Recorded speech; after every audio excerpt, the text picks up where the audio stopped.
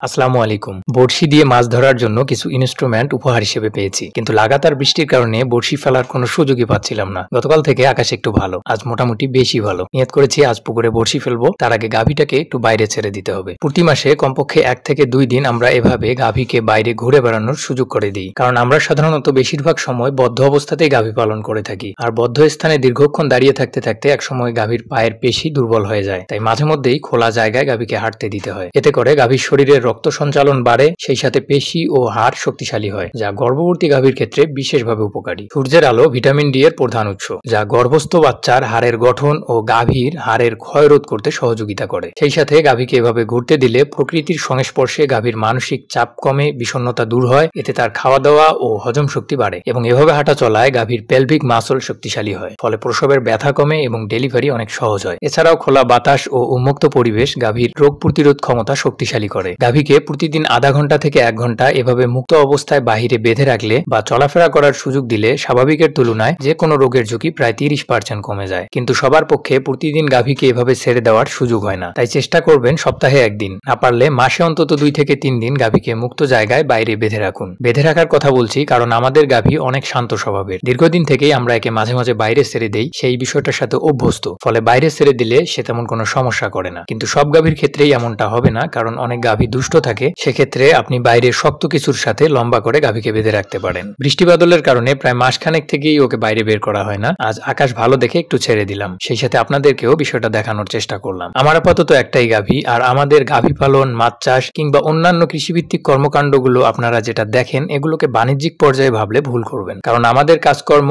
আয় ব্যয় বা খরচের হিসাব কোনো কিছুই বাণিজ্যিক খামারের সাথে মিলবে না। আমরা যেহেতু পারিবারিক কৃষি কর্মকাণ্ডগুলো সম্পর্কে নিয়মিত ভিডিও আপলোড করে থাকি, তাই যারা গ্রামে থাকেন বা কৃষিভিত্তিক কাজকর্ম পছন্দ করেন, আমাদের ভিডিওগুলো মূলত তাদের জন্য বিশেষভাবে উপকারী। তিস্তা ও ব্রহ্মপুত্রের মাঝখানে আমাদের বসবাস। একসময় বড়শি দিয়ে নদীতে মাছ ধরার খুব নেশা ছিল। এই বড়শিটাও তখনকার কেনা। অযত্ন আর অবহেলা প্রতিটি জিনিসের সৌন্দর্য নষ্ট করে ফেলে। যাই হোক, মেজবাকে বলছিলাম বড়শি নিয়ে আসতে, অলরেডি এসে গেছে। এই তো কয়েকদিন হলো আমরা এই জায়গাগুলোতে এভাবে খেলাধুলা করতাম, আর এখন সেখানে আমাদের সন্তানরা। গ্রামের পুকুরগুলোর মাছ অনেক বেশি চালাক হয়, সহজে বড়শি খেতে চায় না, তাই মাছ ধরার জন্য চার বা বিভিন্ন ধরনের মেডিসিন ব্যবহার করতে হয়। বিশেষ করে বড়শি দিয়ে মাছ ধরার জন্য পিঁপড়ার টোপ বেশি প্রয়োজন, যেটা সব সময় জোগাড় করা সম্ভব হয়ে ওঠে না। আর আমার ক্ষেত্রে এই আয়োজনগুলো ছাড়া মাছ ধরতেও একদম ভালো লাগে না। আজকের মূল উদ্দেশ্য মূলত পাঙাশ মাছ ধরা, কিন্তু সমস্যা হচ্ছে আমাকে বড়শি হাতে দেখলেই সব মাছ পালিয়ে যায়। অনেকদিন পরে বড়শি হাতে নিলাম, দেখা যাক কি হয়। মাছ অলরেডি আটকে গেছে। টান দেখে মনে হচ্ছিল পাঙাশ হবে, কিন্তু পরে দেখি আজব ঘটনা, মানে এটা গ্রাস কাপ মাছ, আর বড়শি হানছে দেখেন মাছের লেজে। পালাতে চেয়েও বেচারির শেষ রক্ষা হলো না। মুর্শিদা তো মহা খুশি, কিন্তু পুকুরে